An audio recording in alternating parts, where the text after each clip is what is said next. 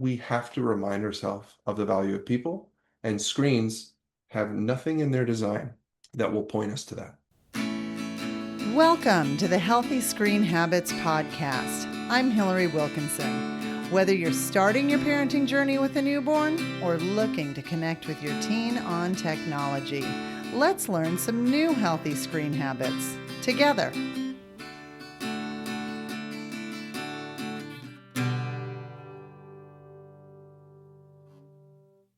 Once a 12-hour-a-day gamer, my guest today knows firsthand how easy it is to get lost in technology. As a dad of two, he now helps youth and adults reclaim focus and build healthier digital habits. We're going to learn how he combines powerful storytelling and teaching developed with certified addiction specialists, doctors, and marriage and family therapists, as well as uses compelling data and an action plan designed to change people's approach to technology. We have many parents who come to us with concerns about video game overuse, and I cannot wait to learn more from someone who has lived it. Welcome to Healthy Screen Habits, Ian McCready. Thank you, Hillary. Glad to be here. Excellent. So, Ian, how did you get to the place you are now? Like, what's your story of origin? What started you with gaming? Well, I'd have to take you back to the first video game console that I got. It was a Sony PlayStation. I remember it very clearly in the Christmas of 1999. And the same year for Christmas, my best friend down the street, Owen, got a Nintendo 64. Ooh. So between the two of us, we had the best you could have. I have so many fond memories of playing video games growing up, and I want all of your listeners and parents to know that because I'm not here to say that we should never let our kids ever play video games because they're the most dangerous thing ever. We need healthy screen habits around them. So as I continued on into middle school and high school and even into college, if you would have asked me, Ian, what is your dream job? What do you want to do? I would have told you, I want to make video games. And specifically, I wanted to make video games and work for a company called Blizzard Entertainment down in Irvine, California, close to where I grew up, where they made our basically my favorite games. They made some of the top games. And for those who aren't familiar with it, it's essentially one of the largest video game companies in the world. They got acquired by Microsoft only a few years ago. They own the Candy Crush series, they own the Call of Duty series, they own a lot of the top games that you would have heard of, but they also made a game called World of Warcraft. So, And just for some background, all of those games that you have listed tend to be top on the list of dopamine producers, which, yeah, which, which we'll call them engaging. Some people might call them addictive, but they are, yes, they are employing all the tricks in the toolbox to essentially keep people on them and continuing to play them. And it worked. And I feel like my generation was in kind of the guinea pig phase of Mhm, what a lot of modern video game tactics employ today. They used to call World of Warcraft World of War crack, mhm, as a kind of crude analogy to the drug, based on just how many people it hooked out of mhm. the number of people who played it. Like you had a lot higher chance getting hooked to that game than you did playing some of the other games that most kids were playing at the time. And I started playing it freshman year, and I feel like I had a pretty healthy approach to games in high school. My parents didn't have a ton of rules for me when I continued to do well in school. I got good grades, and I didn't get in trouble. And so those were the two markers that I think most of us as parents are like, hey, do I need to intervene? Well, they're not getting in trouble at school and they're getting good grades. I guess I don't need to intervene. So I wasn't, I wasn't getting in trouble. I wasn't doing anything they didn't want me to do. My older brother and sister did that for me. They got in trouble and I learned from it. And I was like, all right, I followed the rules. But I didn't really build any self-control around video games for myself. And when I went off to college, I got completely hooked into World of Warcraft. And I was playing 12 to 14 hours a day, like you mentioned in the intro. And fortunately, in that experience, I was able to get out of that. Like I recognized how dangerous it was, and family and friends did intervene. I still remember conversations with my sister and my mom saying like, "Hey, you're playing that game a lot. Are you okay?" I'm like, I'm fine." And then I would go home and Google video game addiction because I'm like, "Am I fine? Is this okay?" And I was turning down hanging out with my friends on a Friday night, and fortunately, I quit that game. But it took me kind of missing out on a big item that I was supposed to get and wanted. And it took actually a pretty negative impact for me to actually walk away from it and Mm, recognize how much of my time I had spent now in retrospect wasting. And I would mm, argue for a long time, video games were not a waste of time. I enjoyed them. I had fun. And as your kids play video games, they're not going to view it as a waste of time. They are enjoying them, they're having fun. And kids need to realize and get to a point where they themselves understand what opportunity cost means, like what they could be doing instead. Because at a certain point, and I have known the guys in their late 20s, early 30s who hit depression at that stage of life because their friends are getting married, their friends are buying houses, they progressed in their careers, they've done things and invested in themselves and maybe played video games in a more balanced, healthy way, or maybe they've kind of stopped playing them altogether, but they're still playing and they haven't cashed in on essentially some of the things that they've done. But yeah. I quit World of Warcraft. I still continued gaming. It caused problems for me in my career, in my marriage, and finally in my parenting when my daughter was born. And I went to a retreat, and the speaker was talking about priorities. And I was like, I don't have any problem with priorities. Everyone usually says the same things, right? They say like family or faith if they have faith at the top, like family, friends, work, fitness, then way down here, like everything else, right? Mhm. Scrolling, watching YouTube, Netflix, playing video games. And I recognized that as fun as video games were for me, I wanted to play them all the time. And that wasn't, I recognized that that was not healthy. Like if I want to play video games instead of hang out with my wife, who I love, uh, what is that doing to my brain? Like, why is that the case? Because I know it's only a matter of time before I regret that, right? Because I know it, like in the short term, I want that, but I know in the long term, that's not what I want.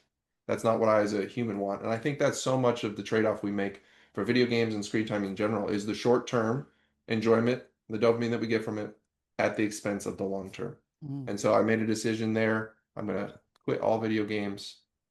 And so self-control was born out of that. So that's how we got started, Hillary. It was me walking away from something, a problem in my own life, and recognizing everybody needs help with this. Yeah. Yeah, I think the thing about your story that sticks out to me is that you have a wife. I mean, many of the young men who we talk to have really virtually isolated themselves. Yes. And we know about the loneliness epidemic. I mean, former Surgeon General Dr. Morthy, wrote a whole paper on it. We know the social anxiety that so many kids and young adults are experiencing. And many parents will come to us and tell us that the only place that they see their child experiencing happiness Yeah. is online, or that I can't pull him off of the games. And I'm using a gendered pronoun because it does typically trend towards boys but struggling with video games. Girls typically struggle with social media, but they tell us we can't pull him offline because that's where his friends are. And I've also talked to young adults who truly value their friend groups, and they have very real relationships that have been made via, or I don't know whether it feels weird to say relationships, but they have very real support groups made via online gaming. And Yeah. so I'm just, I feel like I'm the healthy screen habits lady. I'm definitely in your camp, but I want to give voice to you. What advice do you have? I'm trying to learn from you for hmm parents who are fearing for, ripping that connection away from their kid, or even their mental health if they pull them offline. Yeah. Uh, it's not easy. I'm going to lead with that. And I can't give a blanket statement that is going to work for all situations. So I'm just going to caveat with that up front. I think an analogy to any other problem is the best way to try to understand it. Because if your child was getting extremely obsessed over a specific topic, right? And it's a little hard to understand with sports, but people do get obsessed with sports and they say like, hey, this is me, I am going to go professional in this sport, and it's all they think about, all they focus on. Now we generally are like, great, there's a career in that, you're getting exercise, you have community there. But we also know the problem that comes from people who put their identity in something like that, and they put all their eggs in one basket, for lack of a better term. With video games, I do see the risks outweigh the benefits of letting them go, essentially doing what you think is right and in their best interest in the long term, for what you know and just your gut feeling as a parent isn't working. And so I would recommend essentially making sure you don't ignore the warning signs and the risk that comes with, we look at, there's a 2 to 3% addiction risk, and some studies show it's up to 7 to 8% for adolescents of getting addicted to video games. You can't ignore that as a risk in your child's life.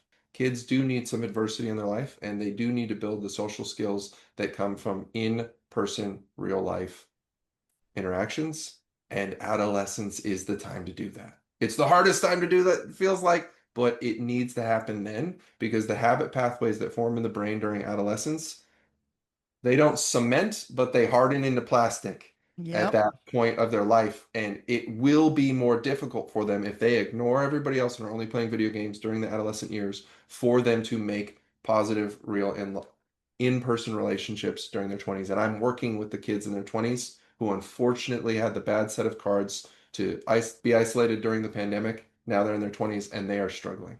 So Mhm. it's not easy, and I'm not saying you need to pull them back completely, but you don't need to give them full range and give into whatever they think is appropriate, that is healthy for them, or what their friends have access to when it comes to how much video game time they get. They need to learn what healthy boundaries look like. Okay. When we come back, we're going to talk about some of those steps that Ian recommends taking to change habits around gaming. We want to make sure you parents and listeners know that we do have at Self-Control a practical parenting course available on our website at selfcontrol.com. It goes through in depth in about 2.5 to 3 hours, more of what we talked about today. It is available for a cost on our website, but just so you know, any of you, we have donors, we are a nonprofit. You can click on the button below, the purchase button on our site, and essentially apply for a scholarship to get it for free. So we don't want cost to be in the way of anyone getting access to essentially the principles and the things that we teach to make sure you can build self-control for you and your family. So please check that out. It's the practical parenting course at selfcontrol.com. I'm speaking with Ian McCready, the founder of SelfCtrl, a nonprofit helping people redeem time from technology for doing good instead. And Ian, I know you have a series of steps towards attaining self control, which honestly kind of flies in the face of what we've heard from so many social scientists that say, due to persuasive design, the lack of prefrontal cortex development that, isn't gonna mature until their mid 20s, addictive features, they like, I mean, the argument is that relying upon self-control is asking the impossible. And this is part of the reason why I wanted to talk to you, because I also recognize that we cannot wait until our kids are in their mid-20s when that prefrontal cortex matures to Yeah. start teaching these healthy screen habits. I wonder if you could share with us, what things or strategies do you recommend families employ to help create balance and self control around gaming, hopefully without sparking major conflict? Because that's what we're balancing, right? It's very tricky. Yeah. Not easy again, because it is, I think, flying in the face, not just of what, to your point, the neuroscience of when we're really able to make good decisions on our own, but the alternative is completely isolate And you can't completely isolate your child once they turn 18. I mean, I've talked to parents who did that, and the kids went metaphorically off the deep end with screen time or video games when they got their essentially their own independence or freedom. And whether that happens at 18 or 21 or whatever it is, while they are in those adolescent years, like we talked about, of building those pathways in the brain, just because their prefrontal cortex is not fully developed, it is still the majority of the way developed. Most of that growth in the brain happened in 0 to 5. It is, and the essentially puberty period of 13 to 18 is a super important period. But that doesn't mean they can't learn anything. And some of the most meaningful conversations with my parents, some of the most meaningful things that were just cemented into, yeah, this is how this works and is in my best interest, I remember were from those time periods. So Mhm. as difficult as that time period can be, it's also, I think, one of the most important things for us to do as parents to make sure that's when we're really in the game.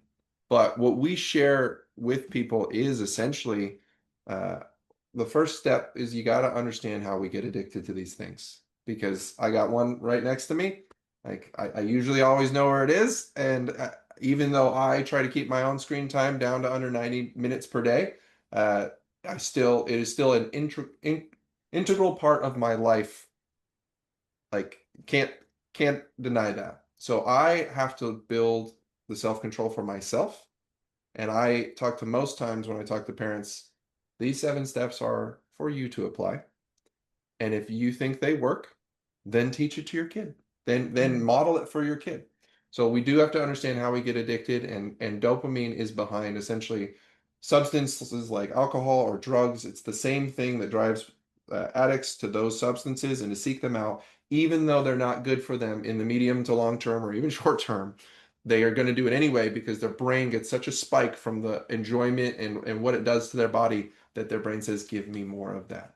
And the brain is essentially pushing a child when they come home from school or they wake up on a summer day, their brain's going to say, like, what are we going to do today? Let's have fun. And dopamine is going to release and it's going to motivate the child's behavior towards those activities. It's Harvard, Stanford research, neuroscience, like this has been proven time and time again that dopamine drives our behavior. So the second step we got to do as parents is apply that to ourselves. Identify where, I mean, the most common thing I hear from kids is my mom's worse than I am. My dad's worse than I am. You need to make the same decisions about how to be healthy with your own device and your own screens and teach those to your kids. Like this is your chance to do that and set a trajectory for the rest of their lives about how they view what healthy screen time looks like. And then as a parent, you need to create an environment for success that is in alignment with those principles. So that does mean you do need some rules, especially when the kids are under the age of 12. They need rules. They need to understand the boundaries. They're going to push those boundaries. They're going to push on screen time because they're getting that dopamine that makes them want it.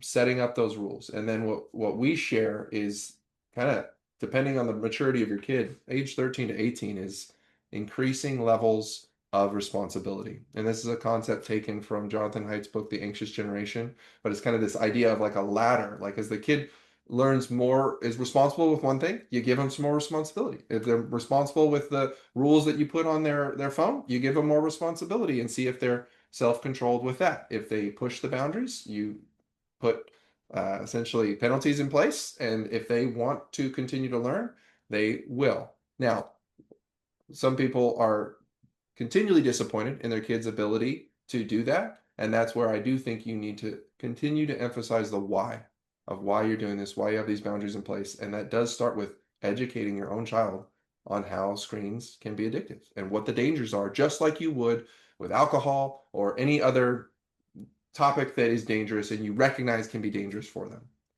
So, with that, after when you're creating an environment for success, you got to have visibility. So you do need to make sure you have access to your router. And I know you all here at the Healthy Screen Time Habits, you guys do. I also endorse Bark and Gab and some other products that have been proven to be designed for parents and help parents gain visibility.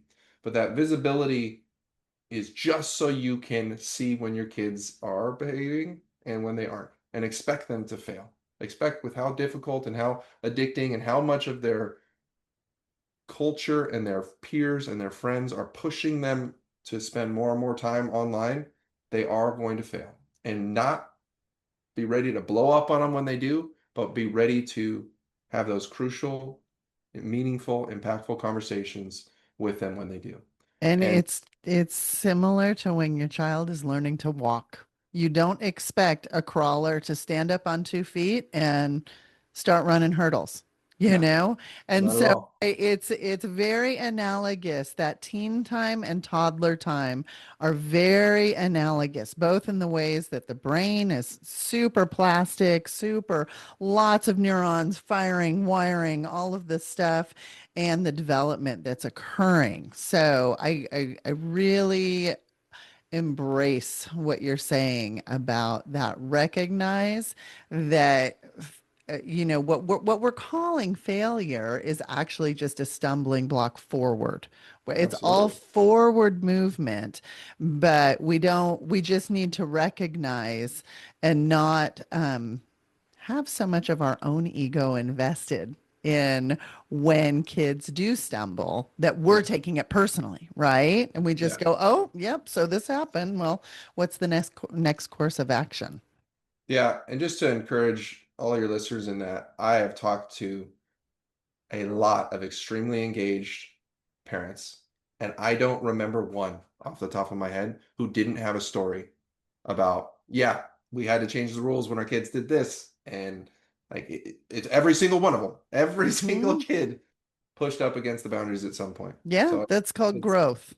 absolutely, absolutely. So, okay, so I you had said there would be 7 steps. I think I'm at 5 because I've got number 1 is dopamine awareness. I've got Yes. 2 is identifying problematic behaviors for yourself. I've been taking notes, see. Oh, thank you.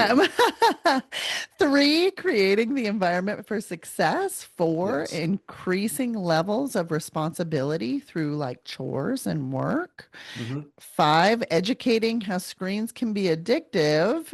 Am I up with you? Am I catching up with you or am Yeah, I absolutely. We oh are on great. step five, and I usually talk through kind of step four, step five is you need to set up the visibility in your home to understand how the Mm, internet's being used, but only for the purpose of being ready for those crucial conversations. Because you sure. can't have the conversations if you don't know that your kid is breaking the rules, right? Um, so that leads into essentially just a reminder of the goal of parenting. We are conditioned, especially I believe in American society, to raise kids who get good grades and don't get in trouble. Just like I mentioned, my upbringing, and that is the marker of success or whatever college our kids get into. And I don't believe that's the case, that any of us actually really believe that. We want a kid with strong character. We want them to be kind. We want them to be joyful. We want them to be able to be resilient. Whatever set of character qualities you are tried to when your baby was born, you're like, this is the child we're going to create. But at some point, academics, sports, other markers of success in the world kind of can take over. And I just want to remind us as parents, I think the point of these conversations around screen time need to be centered not just around, well, it's getting in the way of your homework, it's getting in the way of this, well, it's causing this problem, you're blowing up at me. It's what type of person do you want to be? Mm-hmm. Like I need to send you off into the world. You got to be able to make these decisions on your own. And it's getting whenever I work with an actual a teen or even a 21-year-old or older, still at home child, I have to get them to take agency over their own lives.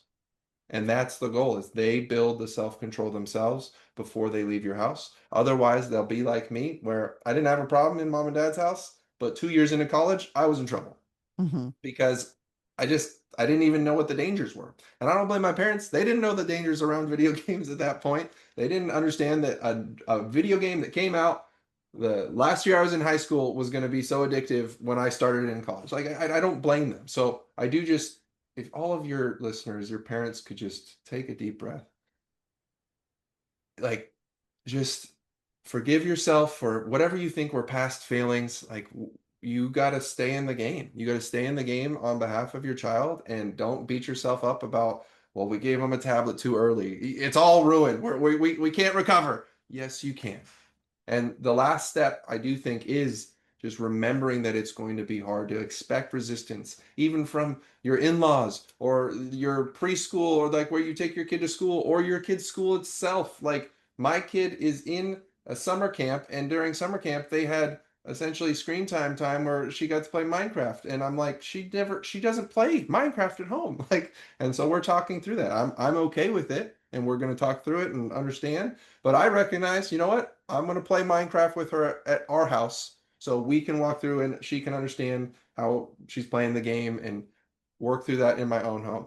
There's an 85-year-long Harvard study that measures essentially year over year what's keeping people alive longer and what's making them happier. And for 85 years running, it's been connections. It's Hmm. been people. Nobody gets to their deathbed and say, you know what? I had a pretty awesome rank in that video game or that company, or I hit this dollar amount in my bank account. They talk about people always.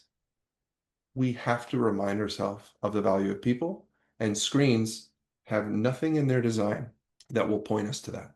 They'll give us facades of it, they'll give us some connection, but I haven't found any study or anything that has reinforced that in-person activity isn't more valuable than online activity. It's not that online activity is invaluable and has no redeemable qualities in certain circumstances. It does.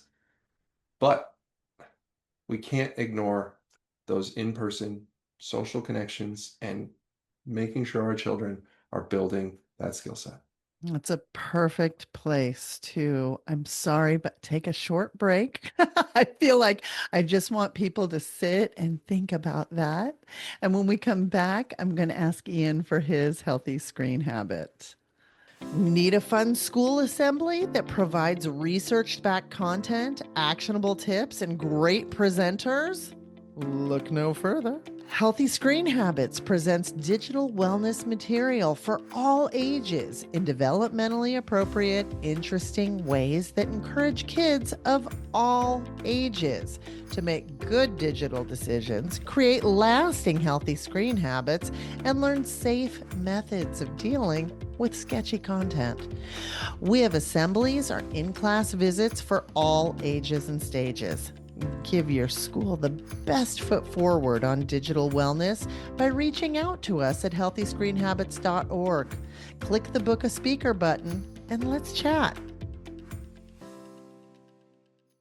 I'm speaking with Ian McCready, founder of SelfCtrl. Ian, on every episode of the Healthy Screen Habits podcast, I ask for a healthy screen habit. And this is going to be a tip or takeaway that listeners can put into practice in their own home, preferably right away. Yeah. Okay. What is yours? I implemented this for my own life, and the number of people at the talks that I give or whenever I share information on this that have implemented this and not other habits, and I'm okay with that. This has been the one that I've gotten feedback that has been most implemented, and it's the phone cannot charge by my bed. Mm-hmm. That has various, spider webs of, well, what other habits does that lead to? But for me, the charger is in the kitchen, and my wife has picked up this habit as well. Our phones charge next to each other. When our kids get phones, they will charge right there. That is where they're going to charge, and there will be nothing that gets that phone in bed with me when it's time for me to wind down and fall asleep. And what that does, like the point of that is sleep.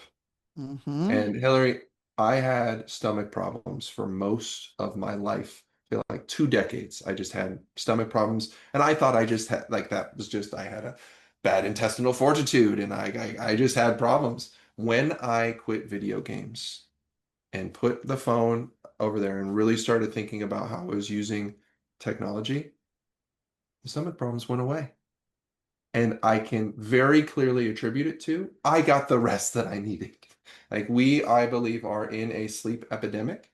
And if you look at what screen time is actually robbing kids of the most, and you can look at there's articles that are trying to make this case that the essentially NAEP scores or academic scores are continuing to go down since 2019. And I mean, there's a lot of conjecture, whatever it is, but anecdotally from the kids that I've talked to and the parents, sleep is what's getting robbed by screen time. Sleep. Uh-huh. And It's it if so easy to give a little bit away of time to that. So that's my healthy screen time habit to protect my sleep. The phone does not come in with me to bed, and it charges in the kitchen. Excellent. Yes, we have 5 core healthy screen habits, and giving your phone Yes. a curfew and and charging it outside of your bedroom. No technology in the bedroom is those are 2 of our top 5. I love it. We actually, and recognizing that I have young adults and teenagers at my house, we have actually implemented not charging it in the kitchen, but we recommend charging it in the primary bathroom. And that is because we have many, many very resourceful, creative thinking teens who will Yeah. go and at 2 a.m., you're finding them in the kitchen and it's not for snacks. So Yeah. that's by putting it in the primary bathroom, or even some people have big fancy houses with walk-in closets that have charging, they can set up a charging station in Sure. their closet. I do not have one of those, but I hear they exist. And yeah, so but that just underlines everything that you say, and I could not agree with you more. And thank you so much for being here today. As always, for anybody listening, can find a complete transcript of this show and a link to the Self Control website by visiting the show notes for this episode. You do this by going to healthyscreenhabits.org, click the podcast button, and find this episode. And again, like I said, Ian, thank you for being here today, for helping people everywhere gain control of their online lives. Thank you for having me, Hillary. It's my pleasure. For more information, you can find us on Instagram and Facebook at Healthy Screen Habits. Make sure to visit our website, healthyscreenhabits.org, where you can subscribe to the show on Apple Podcasts or via RSS, so you'll never miss an episode. It's free, it's fun, and you get a healthy new screen habit each week. While you're at it, if you found value in this show, we'd appreciate you giving us a quick rating. It really does help other people find us and spread the word of healthy screen habits.